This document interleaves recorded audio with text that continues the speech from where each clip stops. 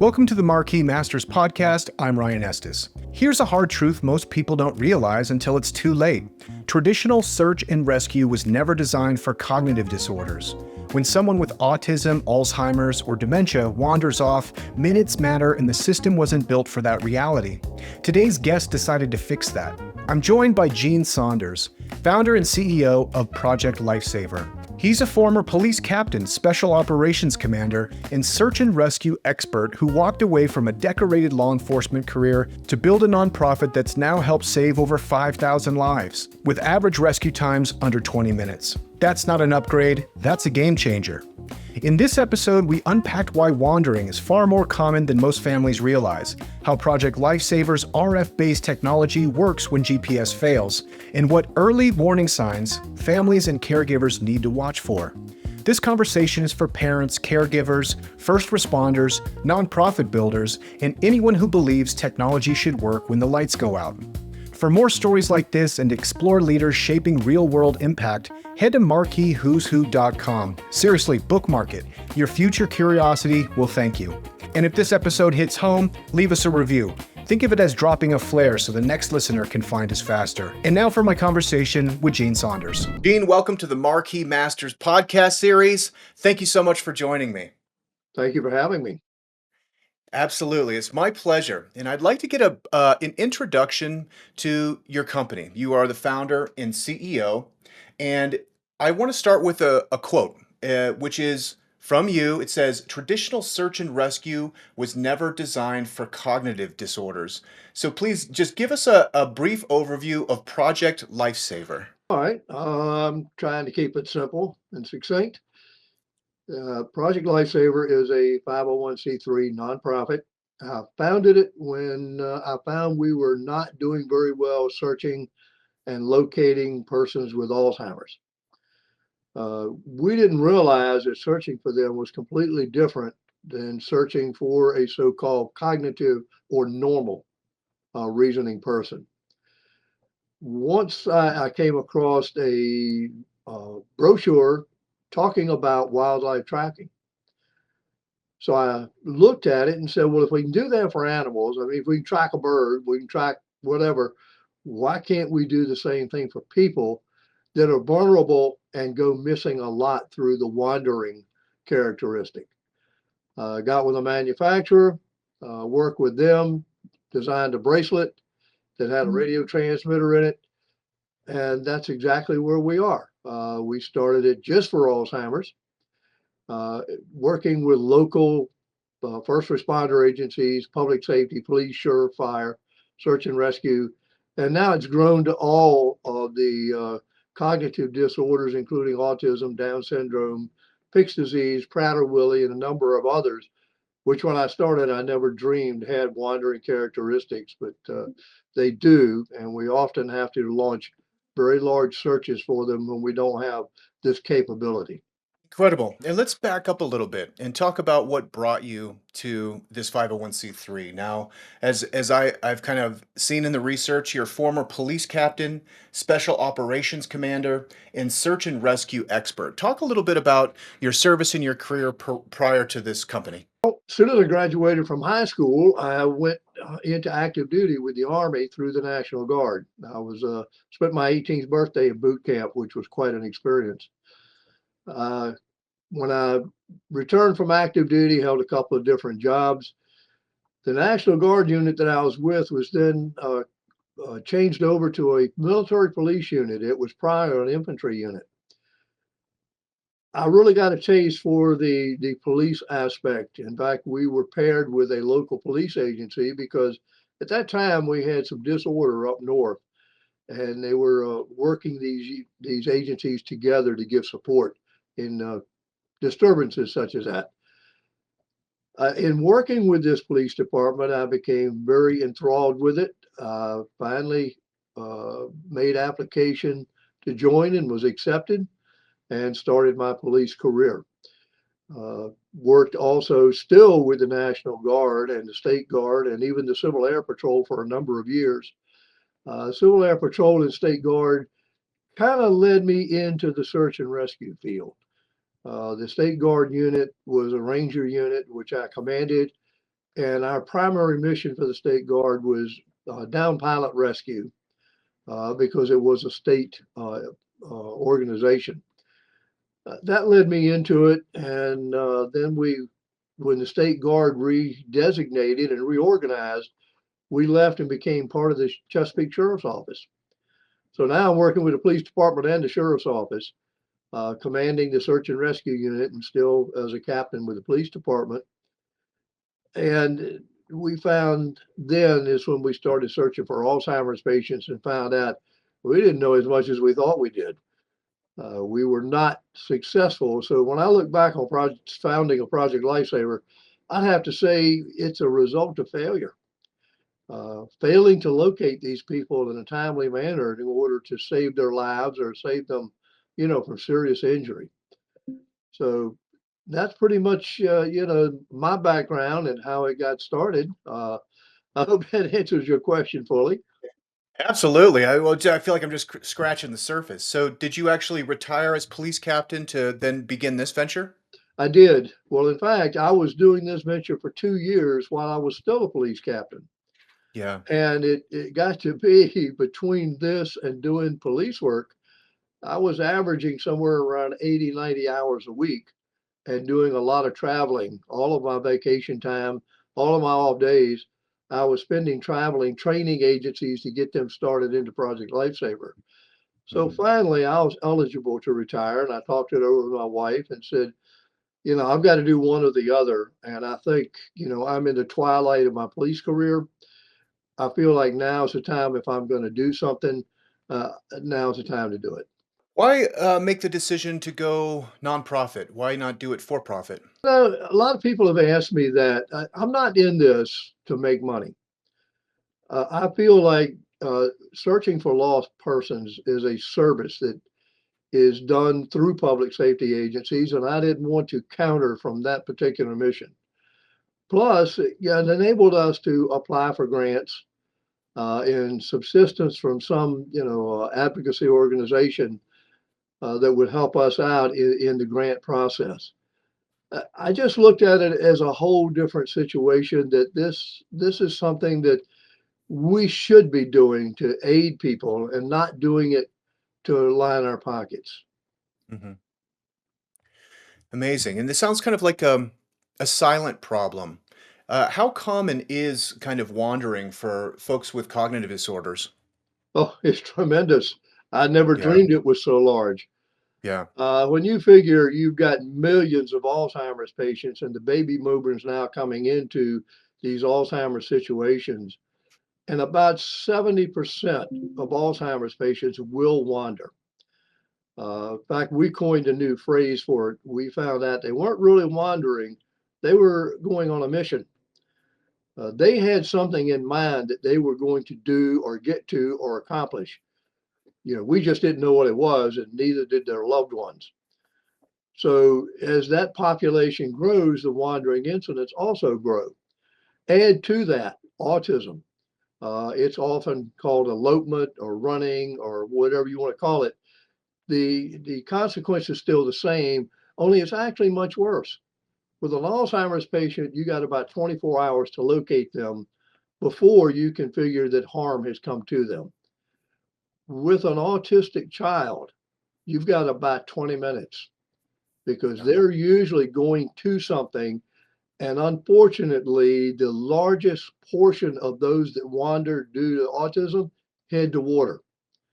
And most of them cannot swim and do not realize the consequence of not being able to swim and getting in water is unfortunately drowning.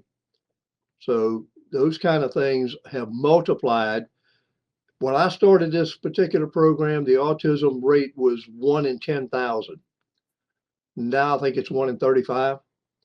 So you can see how these populations are increasing, which, in kind increases the wandering situations.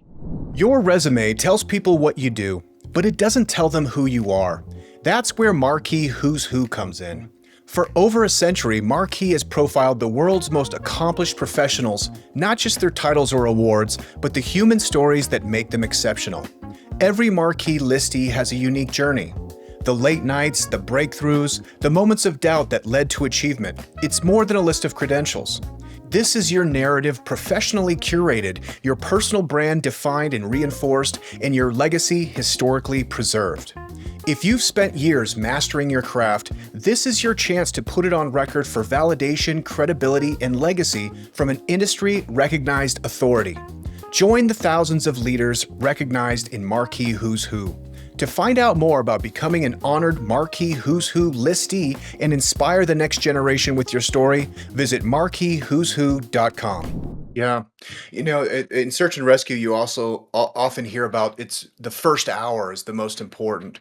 And kind of from what I've seen, Project Lifesaver's average rescue is under 20 minutes. So that's an absolute massive upgrade for some of these folks. And let's talk a little bit about the technology, because this is actually a hardware and software application, correct? More of a hardware. Mhm. The software comes in that we have a portal that all members can use to record their clients, people that have signed up, keep up with their training records and so forth, their equipment orders. As far as a hardware, people ask me, when you did this, why did you do it the way you did it? Well, I'm a big practicer of the KISS principle, if you know what that stands for. I do. For those I'm who don't, reminded. it stands for keep it simple, stupid. Yeah. The more things you add into the situation, the more that can go wrong, because Murphy's always lurking. And Yeah. when I looked at this particular thing, I said, this is radio transmissions. What can block radio transmissions? Well, only lead. Well, how many lead houses do you have out here? We don't have any lead forest. We don't have things that can really block. Now, it may diminish the range, but it won't block it. So each one is a radio transmitter on a particular frequency that we can dial into, that the person is wearing, pick up that signal and track to it. It's actually radio direction finding. Yeah. The same thing that they used in World War II to find spies. When I train people, I tell them, if you really look at it, unfortunately, Pearl Harbor was partially done because of radio direction finding. The Japanese honed in on a radio station to follow that signal to Pearl Harbor. So it's nothing new. It is not, the real technical aspects such as GPS that everybody seems to say, well, that's the coming thing. Well, I can give you a lot of reasons why it's not in this particular application, but it's actually the use of a set radio signal to a receiver, and we track that signal. Yeah. No, I think it's really smart. I mean, because there's GPS, there's Apple has the Air tags, you have these other technologies. But it kind of reminds me of this great quote from the saxophonist Lester Young. I think they're probably in the late 50s and they're asking about the new amplified music, this rock and roll, and about live performance. And his response was, well, what happens when the lights go out? You can't plug in that you can't plug in that amplifier when the lights go out. Well, And the I always same thing with GPS. I tell exactly. people, I said, you want to see how GPS actually works? Have a satellite radio drive under something and stop. See what happens. Yeah. Signal stops. You don't have Yeah. it.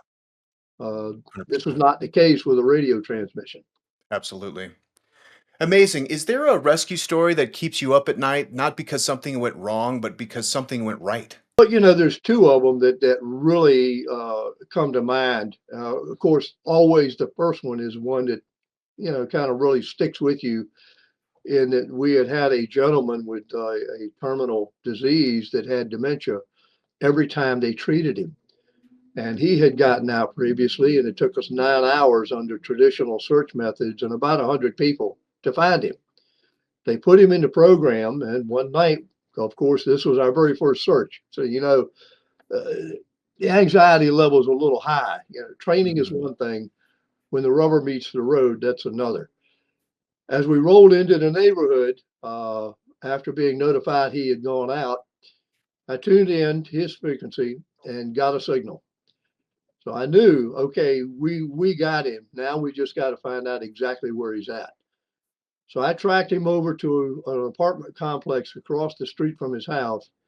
He had gone into a storage closet in a hallway and closed the door behind him and locked it. Why? We have no idea. But it took us 1.5 minutes to locate him. So you look at 9 hours previously and 1.5 minutes this time. That's when I felt pretty confident that what we were doing was going to be a good thing. And the other one actually came out of Tuscaloosa, Alabama. And there's been a number that are similar. A Down syndrome teenager wandered and got lost, and they kept tracking him, and they kept getting a signal, but it was intermittent. Finally, they decided, well, let's go airborne and see what we get. So they put the receiver in a helicopter. They located him in about 2 minutes. There was a river that runs through somewhere in Tuscaloosa County, and it has very high banks on each side. He was hanging upside down in vines on the side of that river bank. Oh my gosh. And when they reported it to us, they said that if we had not had this, we would not have found him in time. Which, those kind of things kind of stay with you that, hey, we've done something good. We've done something Yeah. good. It's chilling. It's incredible. Thank you. I want to say that. What's something that families should identify early with wandering behavior, whether it's an autistic child or perhaps a relative with dementia and Alzheimer? Are there certain indicators? I would say, and I tell everyone, even if you haven't had an incident, assume you will. Yeah. The first one may be the last one. It may be too late. Now, what are some indicators? Well, if you have not done anything to look at this particular scenario, listen to things, especially with Alzheimer's patients, like I want to go home, Yeah. or I need to go to work, or I need to pick up the kids. Now, you have to remember that their mind is somewhere 15, 20, 30 years in the past. So the fact that you may say you're home, not in their mind, they're not. So Yeah. they want to go to where that home is, even if they can't get there from here, or to pick up the kids, or to go to work. These are some of the indicators. One of the things you got to be careful with an Alzheimer's patient is a condition called sundowning. As it gets later in the day, they may become more restless, and they may start exhibiting some of these signs of trying to go out the door. Or in the case of the first gentleman I told you about, we searched for, he actually broke out a window and went out. So, they will find a way out. I tell people, if people couldn't find ways out, you wouldn't have prison escapes. And Alzheimer's patients are not diminished in their intelligence. They're diminished in their memory and some of the things that they can function well. Now, autistic kids, even more so, they can get distracted in a moment. One of the things you can listen for is if you have made plans to go somewhere and those plans change abruptly, this may trigger them to run or elope to go to wherever it was you were going to go. Or they may have been attracted by something in the neighborhood, a swimming pool, a lake, a pond. We had one boy that was attracted by traffic signals. Yeah. And he would run and stand in the middle of the intersection to watch traffic signals. Well, I would say that that's a pretty dangerous situation as well. So these are the kind of things you need to look for. But as I said earlier, assume that you will have an incident. Prepare Yeah. for it. Yeah, it's interesting because I experienced this. A buddy of mine, his father, who hadn't really shown any dementia characteristics, only in hindsight, but he gave me a call. He's like, "Hey, will you go with me to go pick up my dad?" And we're in Denver, and his dad had drove 9 hours to Nebraska and was picked up in the middle of a cornfield. And they were holding him in like kind of one of those old town kind of like jails slash courthouses, kind of with a steeple and everything. And they Yep. they had him there because they didn't really have any other place for him. And my buddy was just kind of like confounded. He's like, Dad, why would you do this? And he didn't really have any recollection of it. So after that, he made the appropriate accommodations for his dad. But to that point, it's like you kind of got to keep an eye on this, I think, and be vigilant, you know? Must be, and this is not an abstract story. This happens quite often. Yeah. My mother-in-law had Parkinson's disease, and we're here in Florida in Port St. Lucie. She got in her car one day and was driving. I don't know where she intended to go, but they found her almost in Miami. Uh, and this is a situation where we definitely put her in the program. Yeah. 100%. You know, it says that what I can see is more than 4,200 rescues to date. Are there examples of mistakes that family has made that have maybe gotten in the way of some of the rescue efforts? Well, actually, the numbers are misleading. In 4,000, we're way over 5,000. And Yeah. reason we say that is the agencies are asked to provide after action reports.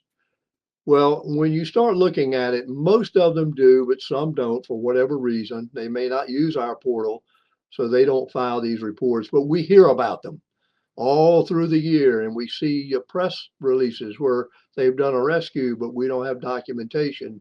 So I think it's very safe to say we're well over 5,000. Wow. Now, the biggest thing that we look at that may hinder us is failure to call right away. And this is something we preach to the family. The moment that you feel like they're missing, you call right then. We would much rather you find them while we're en route and turn us around Yeah. than, you wait 3 or 4 hours. There's no telling what may have happened within that time span of 3 or 4 hours. I'll give you an example in one that I got called out on. I was changing the battery and band on this particular client and talking to his wife. And I said, well, how's so and so doing? Is he doing okay? And this is one of the things about the program. If the officers are actually going out to the families and every 60 days changing that battery and band, they get to know the families, they get to talk to them. It becomes a personal thing. So as I'm talking to her, she says, well, he got out the other night. I said, he got out the other night? Yeah, he was gone. We found him after 3 or 4 hours. Well, my question, well, why didn't you call us? Now, Yeah. the answer was classic. The woman, and of course, the gentleman had Alzheimer. She was elderly. Her answer was, we didn't want to bother you. So my response was, that's what we're here for. You're Yeah. not bothering us. This is what we're here for. Call us. Well, 2 days later, I got called and had to track and locate him. But these are the kind of things that we deal with in families that don't want you to realize that they're wandering as much as they do. So they don't want to call you as often as they wander. Well, I tell them, and I will tell all of the agencies to pass this on. One incident may be the last incident. It may be too late. If you're in the program, call us. If you're not in the program, make arrangements to get them in the program. Yeah. You can kind of understand it's kind of sweet because maybe they're a little bit embarrassed. Maybe, you know what I mean? But no, you really have to use the tool for it to become effective. Um, Absolutely. Launching a product, a lot of folks will talk about go to market. Obviously, it's a little bit different with the nonprofit, and Project Lifesaver has expanded to 1,800 plus agencies, which is incredible. How did you go about finding your first few customers, so to speak? Actually, they found us. Yeah. We had launched the program in the Tidewater area, Hampton Roads, which is a 5 city major area. After the first rescue that I told you about, the news people kind of got hold of it and came and started talking to us, and of course, putting it on the newscast and newspapers. Then I started getting calls from agencies. That thing you're doing, that locating these people, we want to do that. So at that time, we were part of the Chesapeake Sheriff's Office. So we started working with them, and then it dawned on me, we can't continue doing this under government auspices. We need to separate because we are selling this equipment as part of the program to these agencies. So where is the money going to go? And we need these funds just to subsist, to keep going. So I looked at the for-profit and the nonprofit, and as I said earlier, I just didn't see that as a for-profit enterprise, not Not for me. I wasn't comfortable with it. We should be doing a service, and I don't think when you're doing it for profit, you're doing anybody a service. I Yeah. elected to go the nonprofit route. Yeah, and let's talk about the members and like who your customers are. These agencies are these like hospitals and schools? Like, who are some of the people you serve? Well, we started out with just sheriff's offices and police departments, Yeah. and then we had fire departments started calling us. Then we had assisted living homes start calling us. Then we had VA hospitals start calling us. Then we had hospitals with memory sections calling us. So we deal with just about anybody, any organization or institution, including now search and rescue organizations that have the mission of searching and locating these people and bringing them home. So it's run a full gamut. Yeah. Incredible. I don't know if you're a fan of the show Stranger Things. You know about Stranger Things? I've heard of it. I can't say that I've ever really seen it. Great show, but it's interesting because, pardon me, they just released their last season, and in the first three episodes, they're using RF technology to track the bad guys. It's just, and Mm. it has like a whole radio kind of subplot. It's kind of interesting and cool. Um, Interesting. They're using RF, isn't it? yeah, absolutely, it's great. So you launched in 2019. So you've got probably 6, 7 years of government grants, nonprofit politics, interagency coordination. Do you have any lessons or recommendations for somebody who's just considering launching a 501(c)(3)? Well, backing up, we actually launched in 1999. 1999. My Yeah, apologies. Yes, 20 yes. years we're coming up on. Yeah, the only thing that I can say to anybody that's going in to do anything, profit or nonprofit, if you have a vision, follow that vision and don't let people deter you. You're going to have a lot of naysayers. I had them. I listen. I was told this was the craziest thing that anybody had ever thought about, and it would never work. Uh, then as I went along, I had people and companies that were trying to take it away from us, either hostile takeovers or uh, trying to partner with us and then push us out. My biggest advice that I tell anyone is two words, and I was fortunate when I was a SWAT commander for 23 years to work with Naval Special Warfare a lot. And they had a term that I really started believing in endearment. Never quit. Never, ever quit. You're going to come up against obstacles. You're going to come up against people that are just totally against you, people that don't believe in you. Never abandon your vision. Never quit. You know, and there was another distinguished military leader. I'm sure you saw the movie. What was it? For a soldier. Can't remember the exact title. We were soldiers and young, and had the movie. Well, Hal Moore was the guy, and one of the things he said that I kind of took to heart was, no matter what happens, no matter what kind of situation you're in, there's always one more thing you can do. You just have to be calm. You have to sit down and think it through because there is always a resolution. You just have to find it.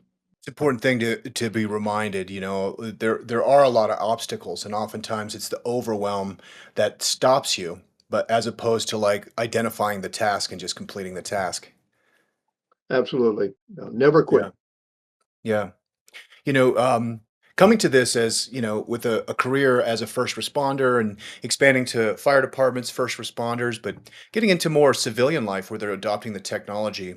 What is there a training perhaps that they can go through to understand maybe the emotional toll of search and rescue and maybe just kind of the tactical elements of what goes into it? One of the things we do when an agency joins is we give them a 2-day training program. and we talk about the things that they're going to be interacting with, the people they're going to be interacting with, the cognitive disorders they're going to be interacting with, and some of the things that they can do themselves to prepare for this, and how to interact with them, and not to get to a point that where you are so emotionally involved that you can't handle the situation. Now, the great Yeah. thing about it is I'm already dealing with first responders, and they're already pretty much at that point of having to unfortunately compartmentalize emotions and these kind of things. Now, Yeah. one of the things that I realized about 6, 7 years ago is this compartmentalization is not good. Sooner or later, it comes back to haunt you. Yeah. Talking about PTSD. Mhm. So we have a conference once a year. We bring our members together, and we talk about new equipment, new technologies, new search methods, lessons learned. We bring in speakers, and we also bring in somebody that is a subject matter expert and resource on PTSD, and to talk about that and give these people a resource that they can reach out uh, to talk about things they're going through, and some of the things that may really be uh, in their psyche that are working on them. Because yes, first responders suffer just as much as some of the victims. It just takes longer, and it's more mental. So we try Yeah. to prepare them for that, and then give them a resource they can go to. 100%. What's been successful for you? You've had to deal with a lot of big emotions, I'm sure, in your career. What are techniques and tactics that have been helpful for you? My wife, believe it or not, Yeah. she has been my sounding board. There's been plenty of times where, even though I say never quit, of course, the thought comes into your mind, why am I doing this? Why am I, punishing myself? And am I going to be able to get through this? And having somebody that's right there that can talk you through it and tell you and reassure you that, yeah, you're doing okay. It's going to work. You're going to find it. You're the kind of person that you're going to come to a resolution. You just got to keep on pushing, keep on pushing. Uh, and the other thing is trying as much as I can when I was in police work and even here, when I go home, leave it. Yeah. Go find other things to do. Read books, go to television, go work around the yard, travel, go see things you've never seen before. Uh, but don't let it just kind of sit there and spawn uh, to where it becomes a unmanageable. Yeah. And I've seen that, and in talking to some of the other police that have been through it, and I would tell anybody, did I suffer PTSD? Yeah, I really did. Mhm. Was it as bad or compounded as much as some of the others? No, but there's some little indicators there. One of the things that probably helped me out a lot is when I was on the SWAT team, we had to go through a psych eval every 6 months, and I think I could go in and talk to the psychologist. Of course, they asked some pretty pointed questions and taught us ways to kind of deal with these things. I think that probably helped a whole lot. So any kind of PTSD that I suffered or still suffer, like I can become emotional in a heartbeat. Well, I never did that as a police officer. For many years in search and rescue, I never did that. But let me watch a sad movie and watch me. It's almost comical. I'll just blubber right up. Anything like that, yeah, it's hard for me sometimes now to control those emotions like I had done for many, many, many years. Uh, but I think that you got to have a support element. You really need a support element. And I think my wife was the biggest support element I had, along with the psych evals we did as a SWAT team member. Incredible. And I think I share that too, that yard work is a great relief for me to separate from work. Especially now where with the technology we have, it's really hard to have those boundaries and those separation. Yep. The work just keeps coming. It's right on your phone. Any other hobbies or anything else you enjoyed throughout your career? Well, I did when I was in the service. I was with the an airborne unit, and so did shortly. And this is how crazy my wife thinks I am. Uh, we had with the SWAT team working with special warfare. We had what a fast rope incident. If you know what fast rope is, it's a big thick rope you just slide down instead of rappelling out of a helicopter. You slide down this rope called fast rope. Well, we had an incident where a bunch of us were injured. In fact, I ended up breaking my back. Well, about Ooh, 8 months after that, I decided to start skydiving, which my wife was not totally in favor of. And I did that for about 2.5 years, maybe 3 years. And then finally, I kind of just drifted away from it. I guess maybe I had done and fulfilled whatever desire I had to do that. So, uh, but yeah, I done some crazy things. That was a hobby. I like to read, uh, and I yeah, love to watch war movies.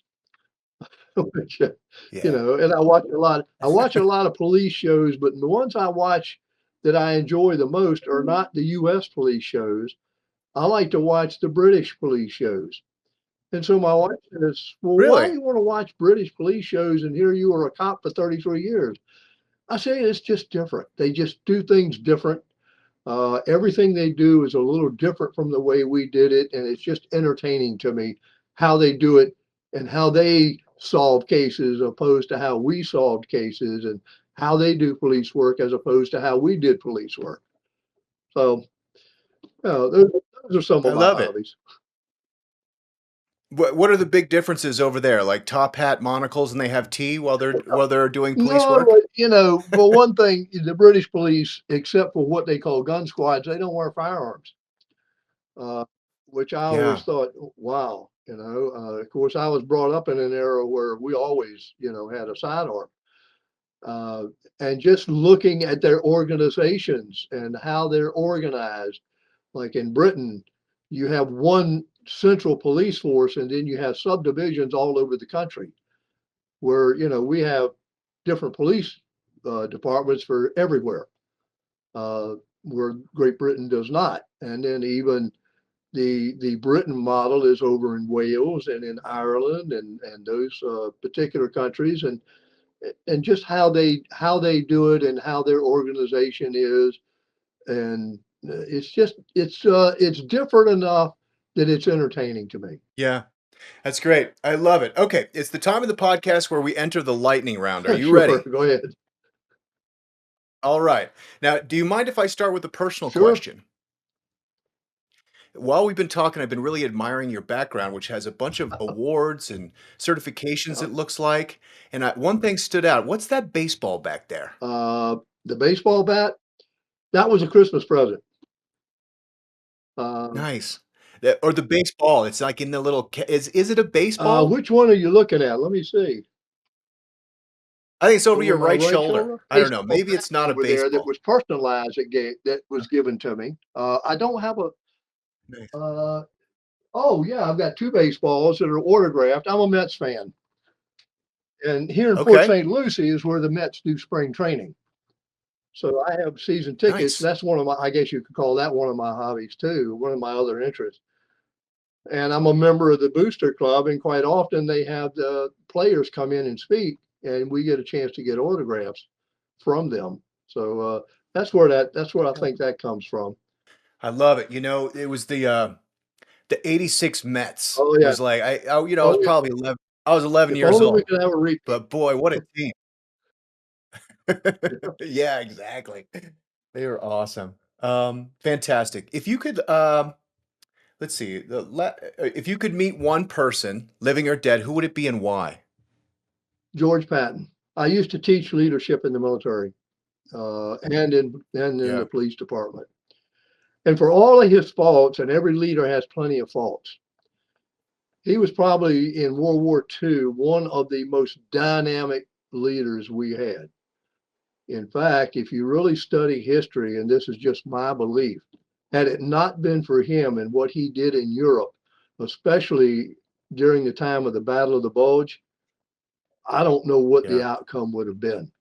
He did things that were just Yeah. totally unheard of and many considered to be impossible. So just his leadership, he was hardcore.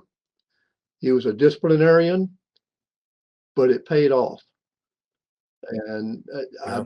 I've studied him for a while, and a lot of people don't know that when he went through West Point, he had to overcome dyslexia to Mm. graduate from West Point. So, yeah, I'd like to meet him and just pick his mind and see what his thoughts were. Yeah, absolute legend, and legendary for being extremely aggressive. What are some instances, maybe in your life, where having that tenacity and aggressive nature has kind of benefited you? Well, I think just the survival of Project Lifesaver has some of the things that when I look back that I've had to do and uh, taken some risk and become aggressive, especially when I had situations where we had people that were trying to push us out or take us over. It was either acquiesce and give up or become aggressive and push back and find strategies and Yeah, solutions that could overcome. Uh, so I think there's a time and a place. And one of the things I admire about Patton, he was a situational leader, and he yeah, did one thing that he did very well. He knew when to turn on and off the showmanship. So, yeah, yeah, 100%. Project Lifestar Lifesaver, pardon me, was founded in 1999. Crucial. um, if you could go back and change anything in the early days, what would you do different? I've thought about that, and I don't know that I would have done anything different. I think our success has been because of the program we offered. My background as a police officer and a military officer and a trainer, I think has all helped in getting this to where it is. But, when you look at an organization or you look at the success of an organization, it takes more than one person, and I've got to give credit to all those people that supported me and now support the organization and work with the organization to make it what it is. Without them, uh, we wouldn't be anything. I mean, it wouldn't be an organization. How can people like me, I'm not affiliated with an organization, how can I support Project Lifesaver? Well, I think you could probably learn as much as you can about it and what its objectives and its goals are, and just talk it up when you see a situation such as the one you described earlier about your friend's father. Look at Hmm. the police department and those kind of things. Do they have the program? If they don't, why not? You can suggest to them that, hey, you need to look into this. I'm not saying, go get it, but you need to look into it. It might be something that's beneficial. It's definitely a tremendous community relations program, as well as a functional, successful program. So I think that would be something that you could do that would not only help your community, but it'd help us in spreading the program and helping the communities. 100%. And I'm assuming because it's a 501(c)(3 that any donations are tax deductible. Is there a way in a place I could Sure, you donate? could go to our website and if and you contact us or donate. Uh, you can donate just to Project Lifesaver as a whole, or you can donate to be earmarked for a particular agency or organization that's doing the program. We have a lot of that where police departments or something will get a donation and we'll earmark it for them so that if they need equipment or supplies or something such as that, they can take it out of those donations, Yeah.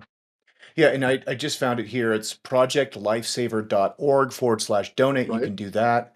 Um, how about looking back at your career? Are there any particular lessons that stand out that you think might be able to help the listener?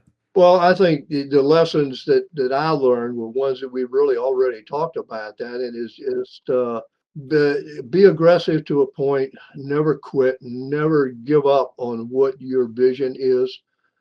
And you're going to have, as I said earlier, you're going to have a lot of naysayers. You're going to have a lot of people that try to dissuade you, a lot of people that even make fun of you. Uh, but if you believe in what you're doing and your vision is solid, stay with it. Those are the lessons I learned. Don't give up because somebody says it won't work. Love it. Kind of in conclusion here, we've loved having you on the Marquis Masters podcast. How have you benefited from the products and services of Marquis Who's Who? Well, for one thing, it's helped spread the word about the program. I get Yeah. a number of calls from people that say, "Well, I saw this in Marquis Who's Who. What's it all about?" The other thing that's helped me is it's carried it even more internationally. Uh, Getting a lot of inquiries from other countries, such as Britain, South America, uh, and countries in the European area that are curious about the program and make inquiry because they heard about it through Marquis Who's Who, saw it on Facebook because of Marquis Who's Who. I think it's really helped. I'd like to say it has also, kind of helped me and I guess putting my message out there, uh, giving me a sense of more credibility because people see this and say, well, he's not just a flash in the pan, which I think is very important when you're trying to put out a message about something such as this or an organization you're trying to promote. I mean, if that wasn't true, why would we go and pay celebrities to give endorsements? Um, and many of the celebrities have less credentials than many of the people that are featured in Marquis Who's Who. 100%. Just want to say thank you. More than 5,000 rescues. That is so extraordinary. Thanks for looking out for our family members. ProjectLifesaver.org, again, is where people can figure out how to get involved or learn more. Gene, what's the best place for people to connect with you online? I would say through my Facebook page, Gene Saunders. That would probably be the easiest and quickest way. And I love to hear from people. Gene, this has been fantastic. Thanks so much for Thank talking you with very me. much for the opportunity. Have a great day.